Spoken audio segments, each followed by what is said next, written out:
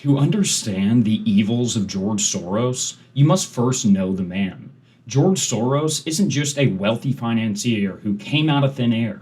His past is central to his evil origin story and the accumulation of his wealth. He grew up as a Jewish child in Budapest during the Nazi occupation.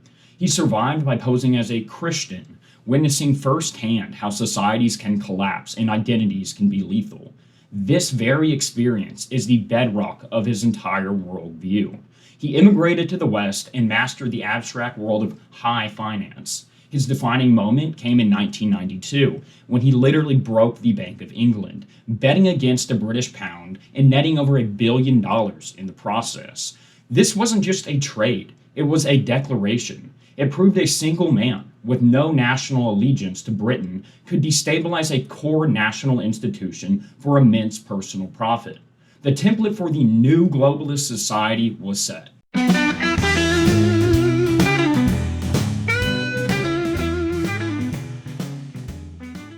Soros didn't just hoard his wealth like all the other billionaires. He weaponized it through radical ideology. His Open Society foundations, inspired by philosopher Karl Popper, are the central nervous system of his influence, with his total known donations exceeding $32 billion. This isn't traditional charity. It's a strategic global campaign to build what he calls open societies. In practice, this means funding a vast network of thousands of organizations, including progressive district attorneys, activists all throughout the West, racial justice NGOs, immigration advocacy groups, and entire university departments. This is the critical, tangible link to the conspiracies I will be discussing today. His opponents do not see him as a philanthropist, but a political engineer, creating a legion of groups that are ideologically and monetarily beholden to him. Effectively, Soros is building a shadow state, with its own foreign and domestic policy right under our nose. The first layer of this conspiracy is a direct extension of Soros's career. In 1997, he turned his sights to Asia after crashing the British pound. The Prime Minister of Malaysia, a man who saw what was happening, called him exactly what he was, an unscrupulous profiteer. A moron? No. Soros is a genius of chaos. Soros didn't just predict the Asian financial crisis. He literally engineered it. He attacked their currencies, collapsed their economies, and profited from the poverty and desperation of tens of millions. He tested his weapon on the West and then deployed it on the developing world. And the pattern never stops. In 2016, Russian intelligence knew he was plotting to crash the ruble. Why? To punish a strong, independent Russia. But look at the countries that are his biggest targets, Hungary and Poland.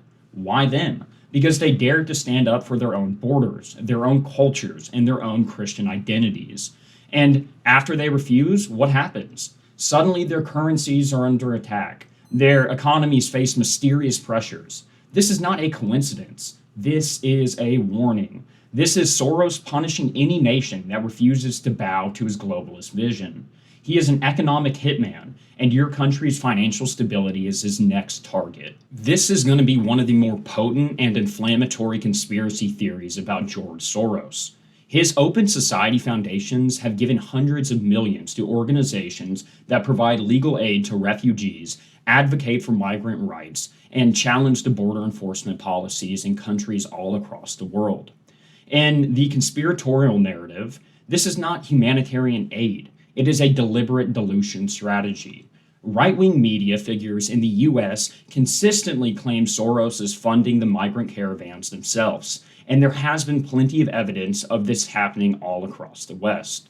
In Europe, Hungarian Prime Minister Viktor Orbán, whom Soros supported in the 1980s, now leads the charge, claiming Soros has a master plan to transport millions of migrants to destroy Europe's Christian identity, a direct nod to the Great Replacement theory.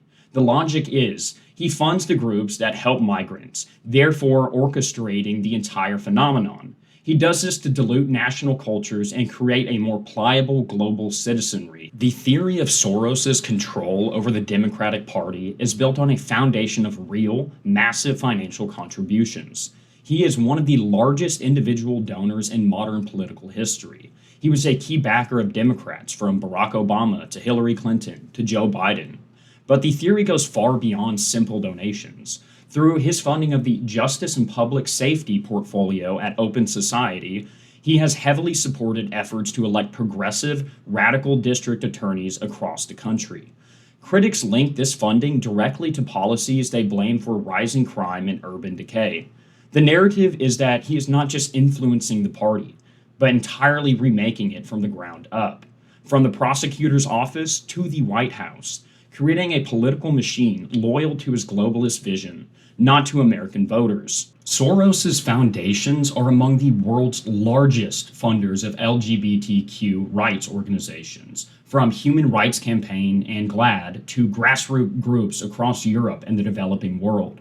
They have funded litigation for marriage equality, advocacy for transgender rights, and public awareness campaigns. For social conservatives, this is not a fight for equality, but a deliberate, funded campaign to deconstruct traditional family structures and societal norms. They see his money as the engine accelerating a radical social agenda that would otherwise not have gained such rapid traction. In countries like Hungary, Orban explicitly frames his anti-LGBTQ laws as a defense against the Soros plan, painting Soros as the foreign puppet master, pulling the strings of a cultural civil war. This is the ultimate synthesis of conspiracy theories on George Soros, claiming that Soros has built a parallel deep state more powerful than the official one. The theory points to his influence at every level: local, through his district attorneys that are funded by him; federal, through his massive donations to presidential and congressional campaigns; judicial, by funding legal advocacy groups that shape jurisprudence; diplomatic, his NGOs often operate in spheres traditionally reserved for state departments. The most extreme claims that Soros controls international bodies like the UN and European Union. The through line is that he uses his wealth to install loyalists into key positions, ensuring that regardless of who is elected, his open society agenda will continue to advance. The goal, they claim, is not a democratic society, but a society where he controls power, creating a world without borders where he and his peers can move freely, unhindered by national law. The reality, in my opinion, is a complex and intentionally coordinated plan. George Soros is not an innocent bystander.